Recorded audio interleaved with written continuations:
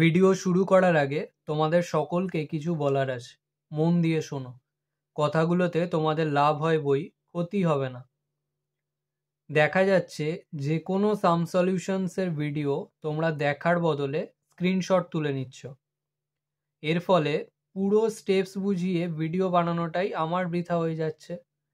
একটা কথা তোমরা যত তাড়াতাড়ি বোঝো ততই তোমাদের মঙ্গল। এখনো কোনো সাম সলভের জন্য যদি ভিডিও দেখতে হচ্ছে, তাহলে তুমি সেই চ্যাপ্টারটা ভালো করে বোঝোনি। তাই এটা অ্যাকসেপ্ট করে একটু টাইম নিয়ে ভিডিওটা পুরো দেখো। আশা করছি পুরোটাই বুঝতে পারবে। আর যদি ভাবো স্ক্রিনশট তুলে খাতায় টুকে নিলেই অঙ্কটা শিখে গেছো এবং এক্সপেক্ট করছো পরীক্ষাতে সামটা সলভ করতে পারবে, তাহলে বলতে হয় তুমি একটা স্বপ্নের জগতে আছো এবং চাইবো সেই জগৎ থেকে যত তাড়াতাড়ি বেরিয়ে আসতে পারো। সকল স্টুডেন্টের ভালো চাওয়ার উদ্দেশ্যে আমি সুপ্রিয় স্যার। সাবস্ক্রাইব করো কমার্স লেসন এবং বেল আইকন প্রেস করে প্রতিটি ভিডিওর প্রথম দর্শক হওয়ার সুযোগ পাও। আজকের ভিডিওতে আমরা ক্যাশ ফ্লো স্টেটমেন্টের সাজেশনগুলো সলভ করব। তাহলে শুরু করা যাক। 10 রোমান 1-এ আমাদের ক্যাশ ফ্লো স্টেটমেন্ট প্রিপেয়ার করতে বলেছে, তো আমরা ক্যাশ ফ্লো স্টেটমেন্ট টেনে নেব। তো cash flow statement for the year ended বলে যে ক্লোজিং ডেটটা, তো এখানে আমাদের দুটো ডেট আছে, 31/3/2019 আর 31/3/2018। তো 2019টা ক্লোজিং ডেট, সেটা আমরা লিখে দেবো। এবারে সবার ফার্স্টে আসে cash flow from operating activities, তাহলে 1 নম্বর দিয়ে cash flow from operating activities. এর আন্ডারে সবার ফার্স্টে বসে অপারেটিং প্রফিট। এবারে অপারেটিং প্রফিট ইন জেনারেল আমাদের অঙ্কে দেওয়া থাকবে না, সেটা আমাদের ওয়ার্কিং নোট করে বার করে নিতে হবে। তো আমরা ওয়ার্কিং নোটে চলে যাব। তো এখানে ওয়ার্কিং নোটে আমরা profit and loss account prepare করে নেব, ব্র্যাকেটে অ্যাডজাস্টেড। এবারে প্রফিট অ্যান্ড লস অ্যাকাউন্টের ব্যালেন্সটা সবার আগে আমরা বসিয়ে দেবো, যেটা আমাদের নোটস টু অ্যাকাউন্টসের আন্ডারে বলা আছে surplus, that is balance in statement of profit and loss. তো এখানে যদি দেখি দুটো ডেটের দুটো ব্যালেন্স দেওয়া আছে, তো এটা আমাদেরকে ভালোভাবে খেয়াল করতে হবে যে 31/3/2018 যেটা ছিল সেটা ওপেনিং, আর 31/3/2019 যেটা রয়েছে সেটা ক্লোজিং। তাহলে 31/3/2018 যেটা রয়েছে অর্থাৎ 6200, সেটা আমাদের ওপেনিং, তাহলে বাই ব্যালেন্স বিডি করে 6200। সেম ভাবে যেটা ক্লোজিং রয়েছে ওটা টু ব্যালেন্স সিডি করে এখানে নিচে বসে যাবে 7200। এবারে নিয়ম হচ্ছে প্রফিট অ্যান্ড লস অ্যাকাউন্ট অ্যাডজাস্টেডে অপারেটিং প্রফিট বার করার জন্য সমস্ত নন ক্যাশ আর নন অপারেটিং এক্সপেন্সেসগুলো বসাতে হয়। এবারে সবার ফার্স্টে যেটা আমরা দেখছি সেটা হচ্ছে গুডউইল রিটেন অফ। এবারে এটা আমরা কি করে বুঝবো যে গুডউইল রিটেন অফ আছে কি না? তো আমাদের দেখো এখানে ইনট্যাঞ্জিবল ফিক্সড অ্যাসেটস এর আন্ডারে গুডউইল যেটা বলা ছিল সেটা ওপেনিং ডেটে ছিল 18,000, ক্লোজিং ডেটে আছে 15,000। তাহলে ভ্যালু কমতে পারে যদি রিটেন অফ করা হয়, তাহলে গুডউইল তখনই আসবে যদি ভ্যালুটা কমে যায়। তাহলে টু গুডউইল রিটেন অফ, দেখতে পাচ্ছি 3,000 টাকা ভ্যালু কমেছে, তাহলে 3,000। নেক্সট তুলতে হয় যদি কোনো রিজার্ভের ভ্যালু বাড়ে। তো দেখো নোটস টু অ্যাকাউন্টসের আন্ডারে রিজার্ভ অ্যান্ড সারপ্লাস হেডিং এর আন্ডারে সবার ফার্স্টে বলেছে জেনারেল রিজার্ভ ওপেনিং এ ছিল 9,000 আর ক্লোজিং এ রয়েছে 11,000। তাহলে 9,000 থেকে 11,000 হয়ে গেছে, অর্থাৎ বেড়েছে। তো সেই জন্য জেনারেল রিজার্ভ অ্যাকাউন্ট আসবে, তাহলে টু জেনারেল রিজার্ভ বলে 2,000। এবারে দেখতে হয় কোনো প্রভিশন আছে কিনা, কোনো ডেপ্রিসিয়েশন আছে কিনা। তো সবার ফার্স্টে আমরা দেখবো প্রভিশন। দেখো এখানে নোটস টু অ্যাকাউন্টস এর আন্ডারে 2 নম্বরে বলা আছে শর্ট টার্ম প্রভিশনস বলে প্রভিশন ফর ট্যাক্সেশন আর প্রপোজ ডিভিডেন্ড। তো এখানে আমাদের অঙ্কে নিচে কোনো অ্যাডজাস্টমেন্ট বা কোনো এক্সট্রা ইনফরমেশন দেওয়া নেই। যদি না দেওয়া থাকে সেক্ষেত্রে প্রভিশন গুলোর ক্ষেত্রে আমরা করব কি, ক্লোজিং গুলো বসাবো প্রফিট অ্যান্ড লস অ্যাকাউন্টে। তাহলে এখানে টু প্রভিশন ফর ট্যাক্সেশন বলে ক্লোজিং এ ছিল 4,400, অর্থাৎ 4,400 বসিয়ে দেবো। সেম ভাবে টু প্রপোজ ডিভিডেন্ড বলে যেটা ক্লোজিং এ ছিল 5,600 বসিয়ে দেবো। আর কোনো ডেপ্রিসিয়েশন বা কোনো অ্যাডজাস্টমেন্ট আমাদের ছিল না, তাহলে আমরা টোটাল করব। তো এইদিকে টোটালি বেশি আসছে, তাহলে এইদিকে টোটাল করে 2,200, তার থেকে 6,200 মাইনাস করে এদিকে আমরা ব্যালেন্স পাচ্ছি, তাহলে বাই অপারেটিং প্রফিট বলে 16,000। এবারে আমরা অঙ্কে চলে আসবো, অপারেটিং প্রফিটের এগেনস্টে লিখে দেবো 16,000। এবারে increase and decrease of current liabilities and current assets বসাতে হয়। তো এখানে নিয়মটা আমরা একবার দেখে নিই কিভাবে আমরা অ্যাডজাস্টমেন্টগুলো করব। তো এখানে একটা জিনিস মনে রাখো, কারেন্ট লায়াবিলিটিস যা হবে তাই করব, অর্থাৎ কারেন্ট লায়াবিলিটিস যদি ইনক্রিজ হয় তাহলে পজিটিভে লিখব, আর যদি ডিক্রিজ হয় তাহলে নেগেটিভে লিখব। আর কারেন্ট অ্যাসেটসের ক্ষেত্রে পুরো অপোজিট, যদি ইনক্রিজ হয় তাহলে নেগেটিভে লিখব, আর যদি ডিক্রিজ হয় তাহলে পজিটিভে লিখব। তো এবারে আমরা অ্যাডজাস্টমেন্টগুলো করে নিই। সবার ফার্স্টে কারেন্ট লায়াবিলিটিগুলো করে নেব। তো এখানে দেখো ট্রেড পেয়েবলস ছিল আমাদের কারেন্ট লায়াবিলিটিসের আন্ডারে, ব্যাঙ্ক ওভারড্রাফটটা আমরা নিচ্ছি না, ওটা ক্যাশ অ্যান্ড ক্যাশ ইকুইভ্যালেন্টে অ্যাডজাস্ট হবে। তো এখানে বি পয়েন্টে বলেছিল ট্রেড পেয়েবল, তো ওটা দেখো ওপেনিংয়ে ছিল 20,000 আর ক্লোজিংয়ে রয়েছে 25,000, অর্থাৎ ইনক্রিজ হয়েছে, তাহলে ইনক্রিজ ইন ট্রেড পেয়েবলস বলে পজিটিভেই লিখবো 5,000। নেক্সট যদি দেখি আর কোনো কারেন্ট লায়াবিলিটিস নেই, এবারে কারেন্ট অ্যাসেটসে চলে আসবো। কারেন্ট অ্যাসেটসের আন্ডারে এ পয়েন্টে দেখো বলা আছে ট্রেড রিসিভেবলস, যেটা ওপেনিংয়ে ছিল 10,000 ক্লোজিংয়ে হয়ে গেছে 24,000, তাহলে বেড়েছে, তাহলে ইনক্রিজ ইন ট্রেড রিসিভেবলস। কিন্তু এটা আমরা কারেন্ট অ্যাসেটস করছি, তাহলে ইনক্রিজ হলে ব্র্যাকেটে বা নেগেটিভে লিখতে হয়, তাহলে আমরা ব্র্যাকেটে লিখবো 14,000। তারপরে রয়েছে বি পয়েন্টে ইনভেন্টরিজ, ওপেনিংয়ে ছিল 25 আর ক্লোজিংয়ে রয়েছে 21, মানে কমে গেছে, তাহলে ডিক্রিজ ইন ইনভেন্টরিজ। এবারে যেহেতু কারেন্ট অ্যাসেট ডিক্রিজ হয়েছে তাহলে পজিটিভে লিখবো, তো নর্মাল 4,000। আর কিছু ছিল না আমাদের, তাহলে অ্যাডলেস করে আমরা পাচ্ছি 11,000। তো এর এগেনস্টে লিখে দেবো ক্যাশ জেনারেটেড ফ্রম অপারেশন। এবারে এর থেকে লেস হয় ট্যাক্স পেড, তাহলে লেস ট্যাক্স পেড। এবারে যদি আমাদের অঙ্কে কিছু না বলা থাকে তাহলে যেরকমভাবে আমরা ক্লোজিং ট্যাক্সটা সেমভাবে ওপেনিংটা এখানে নেব, তাহলে লেস ট্যাক্স পেড বলে ওপেনিংয়ে আমাদের ছিল 3,000, তাহলে এই 3,000টা এখানে নিচ্ছি, তাহলে 11,000 থেকে 3,000 লেস করে আমরা পাচ্ছি 8,000, সেটা একটু নিচের দিকে বাইরে নিয়ে নেব। এর এগেনস্টে net cash flow from operating activities বলে একটা অ্যারো দিয়ে দেবো। নেক্সট 2 নম্বর আসছে cash flow from investing activities. এবারে ইনভেস্টিং অ্যাক্টিভিটিসের মধ্যে কি কি আসে? ইনভেস্টিং অ্যাক্টিভিটিসের মধ্যে আসবে অ্যাসেটের দিকে কারেন্ট অ্যাসেট বাদ দিয়ে বাকিগুলো। তো এখানে অ্যাসেটের দিকে কারেন্ট অ্যাসেট বাদ দিয়ে যদি দেখি তাহলে আমাদের মেশিনারি আর গুডউইল ছিল, তো গুডউইল তো আমরা অ্যাডজাস্টমেন্ট করে দিয়েছি অপারেটিংয়ে, শুধু মেশিনারিটা আসবে। তো মেশিনারিটা খেয়াল করো, এখানে ওপেনিং ছিল 1,07,000 আর ক্লোজিংটা রয়েছে 1,14,000, তাহলে 7,000 টাকা বেড়েছে, তাহলে বাড়তে পারে যদি পারচেস করা হয়, তাহলে পারচেস অফ মেশিনারি বলে ব্র্যাকেটে লিখবো 7,000। ব্র্যাকেটে কেন লিখছি? কারণ এটা ক্যাশ আউটফ্লো হচ্ছে, যখনই আমরা মেশিনারি কিনবো ক্যাশ চলে যাবে, অর্থাৎ ক্যাশ চলে যাবে, সেই জন্য আমরা নেগেটিভে লিখব। তো এখানে আর কিছু ছিল না, তো নিচেই দাগ টেনে আমরা আউটার কালামে নিয়ে নিচ্ছি, একটু নিচে লিখবো ওর এগেনস্টে net cash used in investing activities, যেহেতু এটা নেগেটিভে রয়েছে সেজন্য ইউজড ইন কথাটা লিখতে হয়। নেক্সট 3 নম্বর আসছে cash flow from financing activities. এবারে এখানে কি কি আসবে? এখানে আসবে কারেন্ট লায়াবিলিটিস বাদ দিয়ে বাকি যেগুলো ছিল সেগুলো। তো কারেন্ট লায়াবিলিটিস বাদ দিয়ে যদি খেয়াল করো তাহলে ওপরে আমাদের শেয়ার ক্যাপিটাল ছিল, যেটা ওপেনিং ছিল 1,06,000 আর ক্লোজিং রয়েছে 1,28,000, অর্থাৎ বেড়েছে। তাহলে বাড়তে পারে শেয়ার ক্যাপিটাল তখনই যদি শেয়ার ইস্যু করা হয়, তো আমরা লিখবো ইস্যু অফ শেয়ারস বলে যে ব্যালেন্সটা হচ্ছে বা ডিফারেন্সটা হচ্ছে সেটা লিখে দেবো 22,000। এবারে আমরা যদি শেয়ার ইস্যু বা সেল করি তাহলে তো ক্যাশ ইনফ্লো হচ্ছে, সেজন্য পজিটিভেই লিখব। আর আসে যদি কোনো ডিভিডেন্ড পেড ইন্টারেস্ট পেড থাকে সেটা। তো এখানে প্রপোজ ডিভিডেন্ডের ক্লোজিংটা আমরা প্রফিট অ্যান্ড লস অ্যাকাউন্টে তুলেছিলাম, আর ওপেনিংটা এইখানে ফাইন্যান্সিং অ্যাক্টিভিটিসের আন্ডারে আসবে। যদি কিছু না বলা থাকে আমরা ধরে নিই যে ওপেনিংয়ে যেটা বলা ছিল সেই অ্যামাউন্টের ডিভিডেন্ড পে করা হয়েছে, তাহলে ডিভিডেন্ড পেড বলে ওপেনিং যেটা ছিল 5,000 সেটা বসে যাবে। এবার যেহেতু ডিভিডেন্ড পে করছি তাহলে ক্যাশের আউটফ্লো হচ্ছে, সেজন্য ব্র্যাকেটে বসবে। এবার এই দুটো অ্যাডজাস্ট করে আমরা পাচ্ছি 17,000, সেটা আউটার কালামে একটু নিচের দিকে লিখবো। ওর এগেনস্টে যেহেতু পজিটিভেই আছে তাহলে net cash flow from financing activities.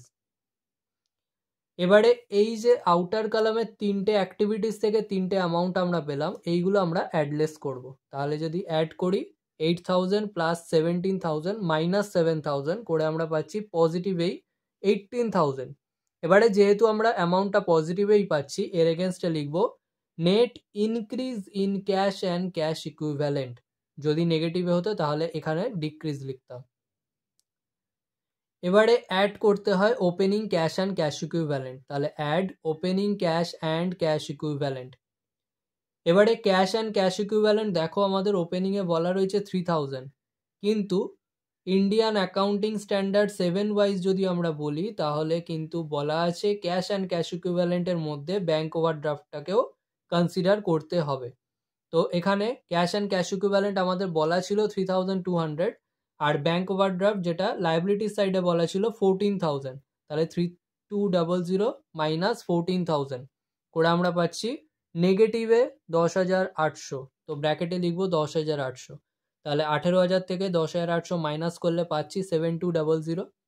এবার এর এগেনস্টে লিখবো closing cash and cash equivalent. এবার এটা ব্র্যাকেটে দেখে নেবো, closing cash and cash equivalent ছিল 19,200 আর ক্লোজিং ব্যাঙ্ক ওভারড্রাফট ছিল 12,000, তাহলে 19,200 থেকে 12,000 মাইনাস করলে পজিটিভে 7,200ই আসে, তো সেটাই আমাদের এসছে।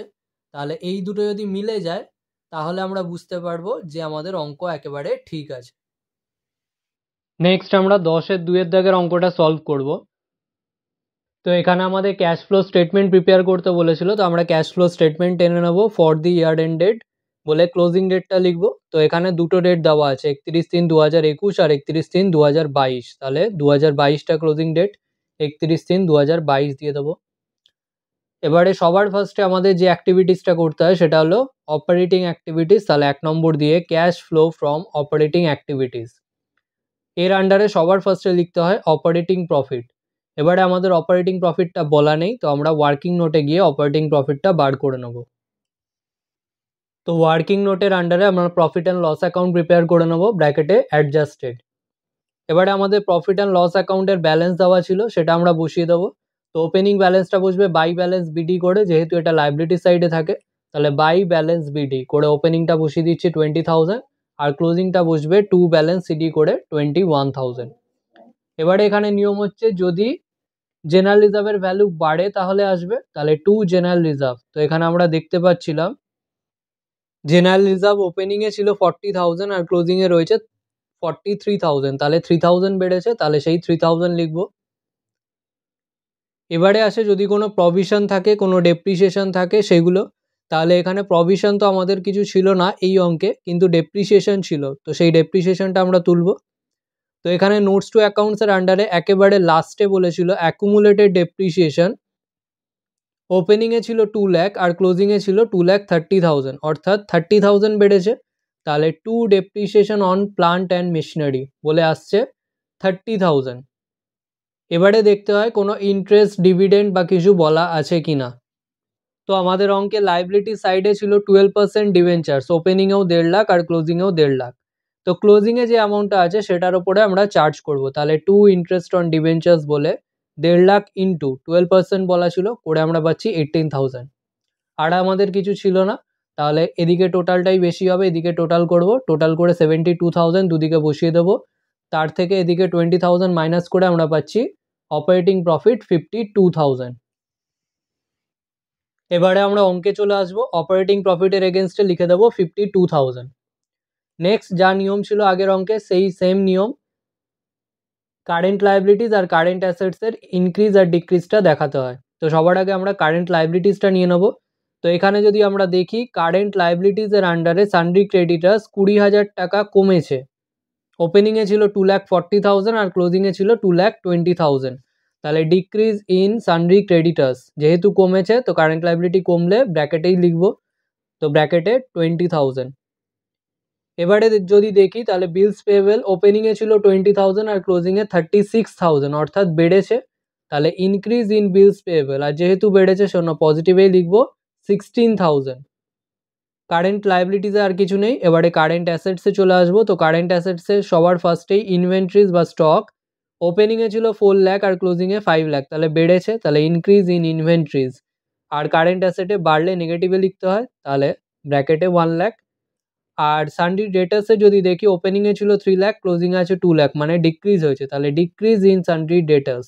আর কমলে পজিটিভে লিখতে হয়, তাহলে 1 লাখ। আর কিছু ছিল না, তাহলে আমরা অ্যাডলেস করে পাচ্ছি 48,000। তার এগেনস্টে লিখে দেবো ক্যাশ জেনারেটেড ফ্রম অপারেশন।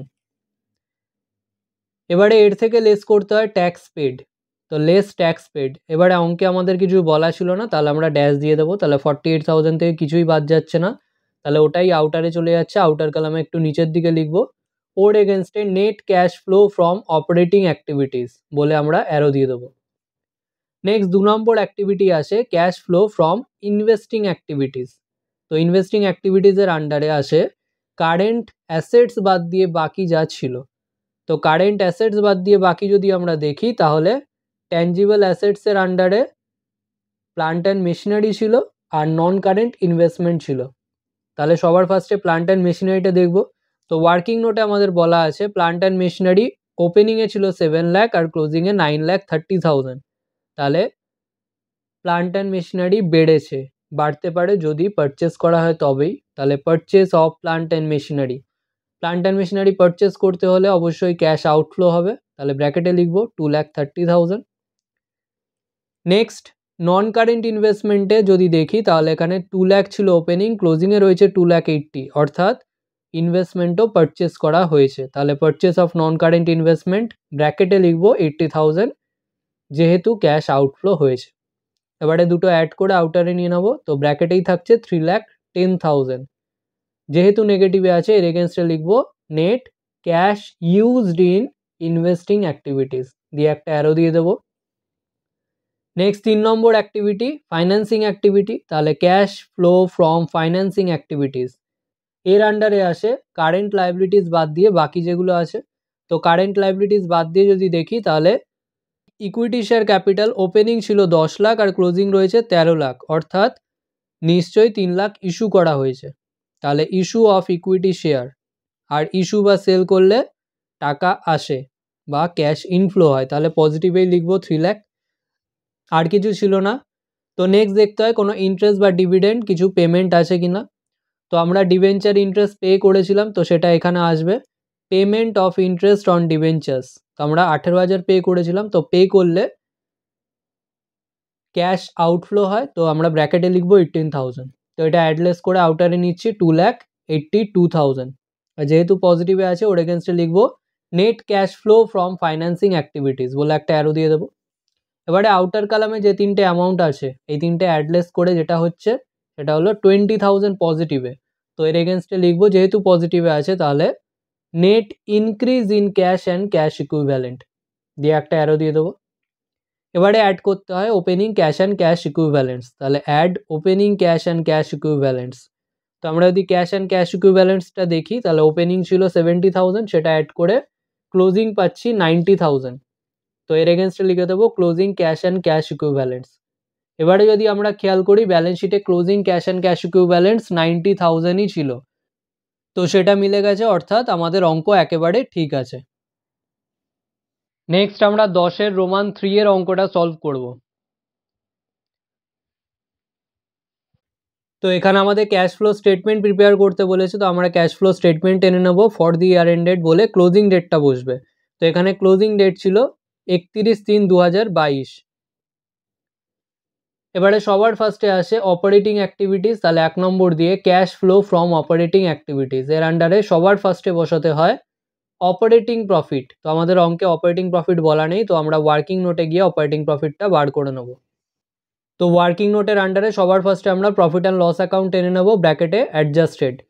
তো এর আন্ডারে সবার ফার্স্টে বসাতে হয় ওপেনিং আর ক্লোজিং ব্যালেন্স, তাহলে ওপেনিং ব্যালেন্সটা বাই ব্যালেন্স বিডি করে বসিয়ে দেবো, যেটা বলা ছিল 31/3/2021 তারিখে 7200, আর ক্লোজিং ব্যালেন্সটা বলা ছিল 31/3/2022-এ 6200, তাহলে 2 ব্যালেন্স সিডি করে 6200। নেক্সট বসাতে হয় কোনো নন অপারেটিং এক্সপেন্সেস আর নন ক্যাশ এক্সপেন্সেস। তো এখানে সবার আগে আমরা যদি দেখি, তো জেনারেল রিজার্ভের ভ্যালু বেড়েছে। জেনারেল রিজার্ভ নোটস টু অ্যাকাউন্টসে দেওয়া আছে, ওপেনিংয়ে ছিল 8,000 আর ক্লোজিংয়ে হয়ে গেছে 12,000, তাহলে ভ্যালু বাড়লে তবে আসে, তাহলে 2 জেনারেল রিজার্ভ বলে 4,000। নেক্সট তার ঠিক নিচেই বলা আছে প্রিলিমিনারি এক্সপেন্সেস ওপেনিংয়ে ছিল 4,000 আর ক্লোজিংয়ে 2,800। তো প্রিলিমিনারি এক্সপেন্সেস বা ফিকটিশিয়াস অ্যাসেটস যদি থাকে সেগুলো যদি রিটার্ন অফ হয় সেগুলোও এখানে আসবে, তাহলে 2 প্রিলিমিনারি এক্সপেন্সেস রিটার্ন অফ বলে 1,200। নেক্সট দেখতে হয় কোনো গুডউইল বা কোনো ইনট্যাঞ্জিবল অ্যাসেটের ভ্যালু যদি কমে তাহলে আসবে। তো এখানে গুডউইল ছিল না কিন্তু পেটেন্ট কমে গেছে, পেটেন্ট যদি দেখি তাহলে ওপেনিং ব্যালেন্স ছিল 20,000 আর ক্লোজিং ব্যালেন্স রয়েছে 16,000, তাহলে 4,000 ভ্যালু কমেছে, তাহলে টু পেটেন্টস রিটেন অফ বলে 4,000। এবারে দেখতে হয় কোনো প্রভিশন আছে কিনা বা কোনো ডেপ্রিসিয়েশন আছে কিনা। তো প্রভিশনের ক্ষেত্রে যদি আমরা দেখি তাহলে এখানে প্রপোজ ডিভিডেন্ড আমাদের বলা ছিল। তো কিছু না বলা থাকলে অ্যাডজাস্টমেন্টে বা অ্যাডিশনাল ইনফরমেশনে যদি কিছু না বলা থাকে তো প্রপোজ ডিভিডেন্টের ক্লোজিং ব্যালেন্সটা আমরা তুলব প্রফিট অ্যান্ড লস অ্যাডজাস্টেড অ্যাকাউন্টে। তাহলে টু প্রপোজ ডিভিডেন্ড বলে ক্লোজিংটা ছিল 20200, সেটা তুলে দেবো। এবারে আমরা টোটাল করব, টোটাল করে পাচ্ছি 35600 আর এইদিকে লিখে দেবো 35600, তার থেকে মাইনাস করবো 7200, তো মাইনাস করে আমরা অপারেটিং প্রফিট পাচ্ছি 28400। এবারে আমরা অঙ্কে চলে আসবো। তো অপারেটিং প্রফিটের এগেনস্টে ইনার কলামে বসিয়ে দেবো 28400। এবারে যা নিয়ম ছিল কারেন্ট অ্যাসেট আর কারেন্ট লাইবিলিটির ইনক্রিজ ডিক্রিজ বসাতে হয়। তো কারেন্ট লাইবিলিটিটা আগে করব। তো এখানে আউটস্ট্যান্ডিং এক্সপেন্সেস ইনক্রিজ ছিল, তাহলে ইনক্রিজ ইন আউটস্ট্যান্ডিং এক্সপেন্সেস বলে পজিটিভেই বসে যাবে 800। আর ক্রেডিটার্স যদি দেখি সেটার ক্ষেত্রেও ইনক্রিজ ছিল, ওপেনিং ছিল 14,000 আর ক্লোজিং রয়েছে 21,200, তাহলে ইনক্রিজ ইন ক্রেডিটার্স বলে ইনক্রিজ রয়েছে যেটা সেটা বসিয়ে দেবো 7200। এবারে চলে আসবো কারেন্ট অ্যাসেটে। তো কারেন্ট অ্যাসেটে যদি দেখি তাহলে ইনভেন্টরিজের ক্ষেত্রে ডিক্রিজ আছে, ওপেনিং আছে 34,000 আর ক্লোজিং আছে 31,200, তাহলে ডিক্রিজ ইন ইনভেন্টরিজ বলে যেহেতু ডিক্রিজ হচ্ছে কারেন্ট অ্যাসেট সেক্ষেত্রে পজিটিভে বসবে 2800। আর ইনক্রিজ হচ্ছে ডেটাস যেটা ছিল 30,000 সেটা হয়ে গেছে 43,200, তাহলে ইনক্রিজ হলে নেগেটিভে বসে, তো ব্র্যাকেটে লিখে দেবো 13,200। এবারে অ্যাডলেস করে আমরা পাচ্ছি 26,000। এর এগেনস্টে ক্যাশ জেনারেটেড ফ্রম অপারেশন, এর থেকে লেস করতে হয় ট্যাক্স পেড। তো এই অঙ্কে কিছু বলা ছিল না, তাহলে ড্যাশ দিয়ে দেবো। তাহলে 26,000ই আউটারে যাচ্ছে, একটু নিচের দিকে লিখবো। এর এগেনস্টে net cash flow from operating activities. Next 2 নম্বর আসছে ইনভেস্টিং অ্যাক্টিভিটিস। তো ইনভেস্টিং অ্যাক্টিভিটিসের আন্ডারে আসে কারেন্ট অ্যাসেট বাদ দিয়ে বাকি যা আছে। তাহলে কারেন্ট অ্যাসেট যদি বাদ দিই তাহলে ওপরে বিল্ডিং আর পেটেন্ট ছিল, তো পেটেন্ট তো আমরা অলরেডি হিসাব করে দিয়েছি, শুধু বিল্ডিং আর ইনভেস্টমেন্ট আসবে।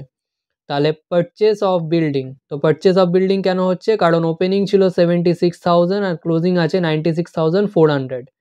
বিল্ডিংয়ের ভ্যালু বাড়তে পারে যদি পারচেস করা হয়, তাহলে পারচেস অফ বিল্ডিং বলে ব্র্যাকেটে লিখবো 20400, কারণ পারচেস করতে গেলে আমাদের ক্যাশ বেরিয়ে যাবে বা ক্যাশ আউটফ্লো হবে। নেক্সট যদি দেখি ইনভেস্টমেন্ট ওপেনিংয়ে ছিল 4,000 আর ক্লোজিংয়ে রয়েছে 14,000, তাহলে 10,000 বেড়েছে, বাড়তে পারে যদি পারচেস করা হয়, তাহলে পারচেস অফ ইনভেস্টমেন্ট বলে ব্র্যাকেটে 10,000। এবার এই দুটো অ্যাড করে আউটারে নিয়ে নেবো 30,400 ব্র্যাকেটে। এবারে যেহেতু ব্র্যাকেটে আছে এর এগেনস্টে লিখতে হয় net cash used in investing activities বলে একটা অ্যারো দিয়ে দেবো। নেক্সট 3 নম্বর আসে ফাইন্যান্সিং অ্যাক্টিভিটিস, তাহলে cash flow from financing activities. এর আন্ডারে আসে কারেন্ট লাইবিলিটিস বাদ দিয়ে বাকি যা আছে। তো কারেন্ট লাইবিলিটিস বাদ দিলে ওপরে ইকুইটি শেয়ার ক্যাপিটাল আর রিজার্ভ অ্যান্ড সারপ্লাস আছে। তো রিজার্ভ অ্যান্ড সারপ্লাস তো আগেই হিসাব করে নিয়েছি, শুধু ইকুইটি শেয়ার ক্যাপিটালটা আসবে। তাহলে ইকুইটি শেয়ার ক্যাপিটাল যদি দেখি তো এখানে ওপেনিং ছিল 1,20,000, ক্লোজিং আছে 1,40,000, তাহলে নিশ্চয়ই শেয়ার ইস্যু করা হয়েছে। তাহলে ইস্যু অফ ইকুইটি শেয়ার বলে 20,000, যেহেতু শেয়ার ইস্যু করলে টাকা আসে তাহলে পজিটিভে বসছে। আর কিছু ছিল না। তো এখানে দেখতে হয় আর কোনো ডিভিডেন্ড বা ইন্টারেস্ট পেমেন্ট আছে কিনা। তো এখানে আমরা ডিভিডেন্ডটা ক্লোজিংটা প্রফিট অ্যান্ড লস অ্যাকাউন্টে নিয়েছিলাম আর ওপেনিংটা পেমেন্ট হিসেবে ধরে নিতে হয়, তাহলে পেমেন্ট অফ ডিভিডেন্ড বলে ওপেনিংটা ছিল 11,200, সেটাই বসিয়ে দেবো। আর যেহেতু পেমেন্ট সেজন্য ক্যাশ আউটফ্লো হবে, তাহলে ব্র্যাকেটে বসবে। এবারে এই দুটো অ্যাডজাস্ট করে আমরা আউটারে নিয়ে নেবো 8800, যেহেতু পজিটিভে আছে তাহলে net cash flow from financing activities বলে অ্যারো দিয়ে দেবো। এবারে আউটার কলামে যে তিনটে অ্যামাউন্ট রয়েছে 26,000, ব্র্যাকেটে 30,400 আর 8800, এই তিনটে অ্যাডলেস করে আমরা পাচ্ছি 4400। যেহেতু পজিটিভে আছে ওর এগেনস্টে লিখে দেবো net increase in cash and cash equivalents. এবারে অ্যাড করতে হয় opening cash and cash equivalent, যেটা আমাদের দেওয়া ছিল 6800, এটা অ্যাড করে পাচ্ছি ক্লোজিং আসছে 11,200 এর এগেনস্টে closing cash and cash equivalent. তো আমরা যদি খেয়াল করি ক্লোজিংটা 11,200ই ছিল, অর্থাৎ আমাদের অঙ্ক একেবারে ঠিক আছে। আজকের ভিডিও এখানেই শেষ। ভিডিওটা ভালো লাগলে লাইক করো, বন্ধুদের সাথে শেয়ার করো। যদি কোনো প্রশ্ন থেকে থাকে অবশ্যই কমেন্ট সেকশনে জানাও, এবং এই ভিডিওটা থেকে যদি নতুন কিছু শিখে থাকো তাহলে অবশ্যই সাবস্ক্রাইব করো এবং দেখতে থাকো কমার্স লেসন।